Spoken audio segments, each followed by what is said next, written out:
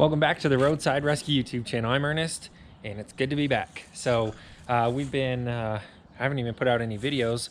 We traveled home for the holidays and the doggy bus that we converted to an RV, and we barely made it home. So I haven't put the video up from the trip itself yet. I'll be editing that, but the last couple hundred miles, we got a pretty serious coolant leak going on. In fact, even when I pulled up, that's the coolant that leaked out of it from yesterday. So I'll put a clip in here of what it looked like when we pulled up.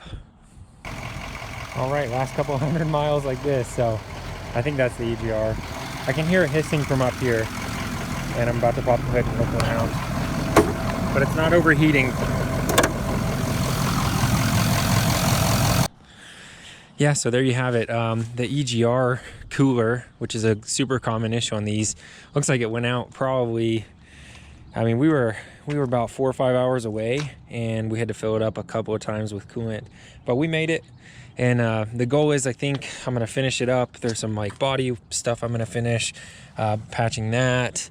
I hit a tree in Kentucky because I was backing up, and obviously I wasn't looking for tree branches. I was looking for stuff on the ground. So I'm gonna finish up a few little things like that, get everything finished up. This corner was busted when I got it, but I'll try and I'm gonna get this in good shape and get that going. So thanks for your patience.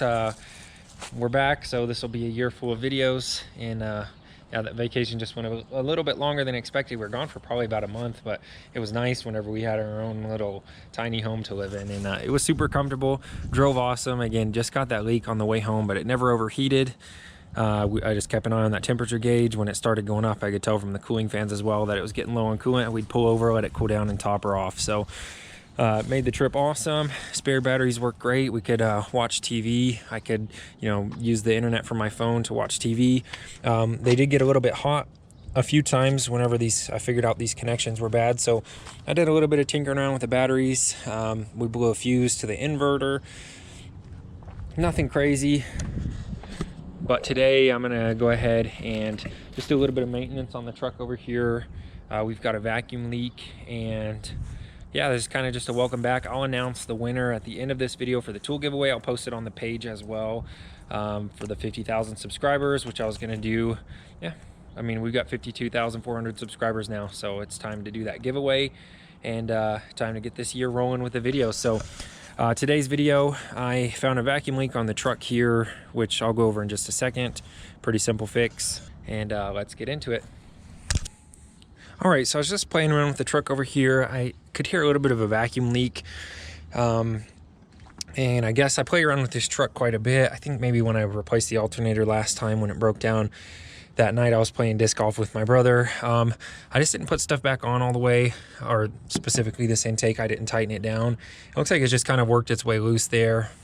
If you can see, it's not crazy loose, but I could just hear it, and I could notice that the idle's surging a little bit. So we're gonna get that tightened down, and that should do it for this truck. It's about due for an oil change, as is everything else except for this.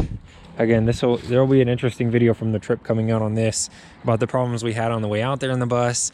On the way back, not so many, but we made it. The bus, yeah, it made it. So that'll be an interesting video. Keep an eye out for that, and we'll get this tightened down and get this video wrapped up. All right, so I could use silicone spray to put on there just to make it easier to come off in the future. I'm not too worried about it, as this was never really too stuck in the first place. So I'm just gonna go ahead and tighten this down. Again, pretty simple fix. It was my own fault this time. And thanks to Frank for sending me this awesome wrench and these little sockets, because there's a funny story.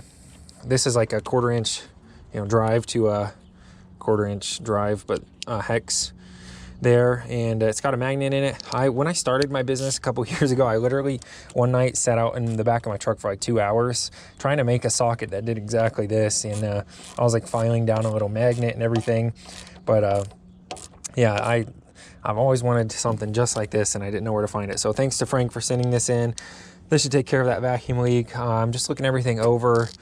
Maintenance wise, it looks like everything's in good shape. It's due for an oil change, and it looks like I might be leaking a little bit of coolant actually. So you can see here, there's no coolant visible in there. It's not overheating, but I'm gonna track down that coolant leak probably here in a couple of weeks. I'm not gonna do that today, but I'll top that off before I find the coolant leak. and it's drinking it out of somewhere, so I don't think it's burning it. I don't smell any in the exhaust, but again, every few months it's just down like half a gallon or so, quarter of a gallon. So that's it. That'll do it for this truck running nice and good. This truck's going to need quite a bit of work to get running. So it's got that EGR leak. I'm going to update the whole EGR system, which is super common problem on these 6-liter Fords. Again, Trevor, who's helped me out a ton, he has a shop in Tennessee, which is where I'm from originally.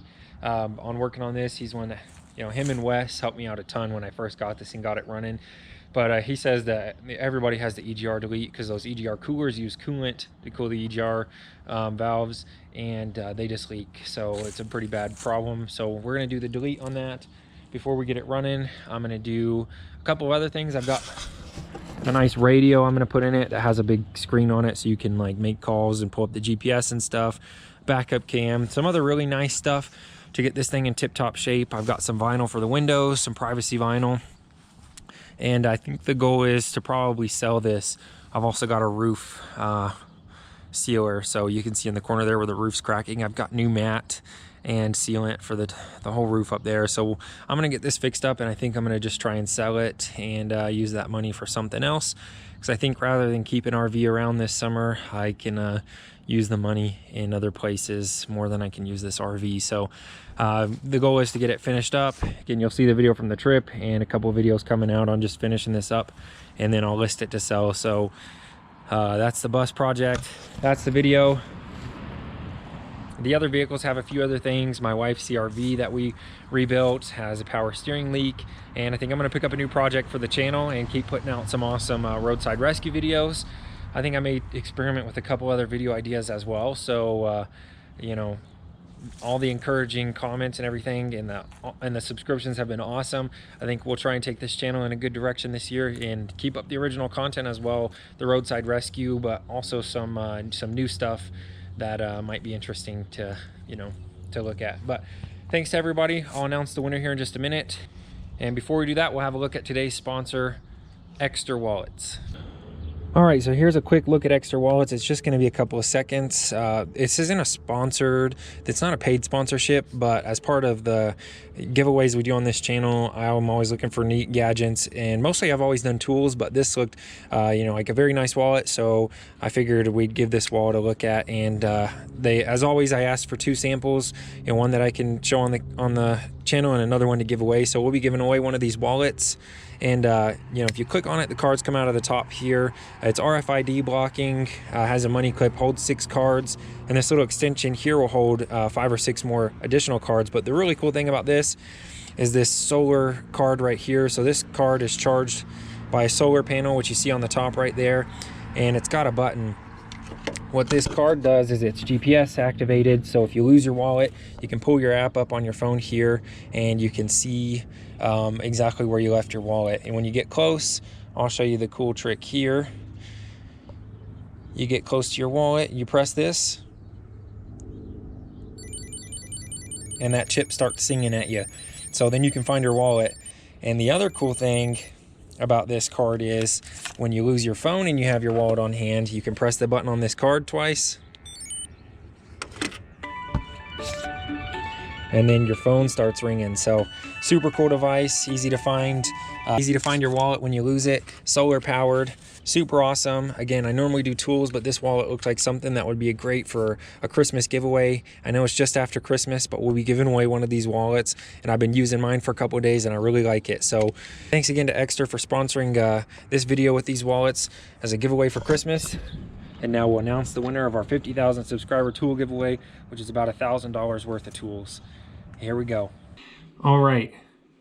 Right here we have the winner for the 50,000 subscriber giveaway. Drum roll, please. Jared Fox. Congratulations. I'll make a post as well. Send me an email. And good luck to everybody on the next giveaway. Thanks for all the support. I'm Ernest. We'll see you on the next episode.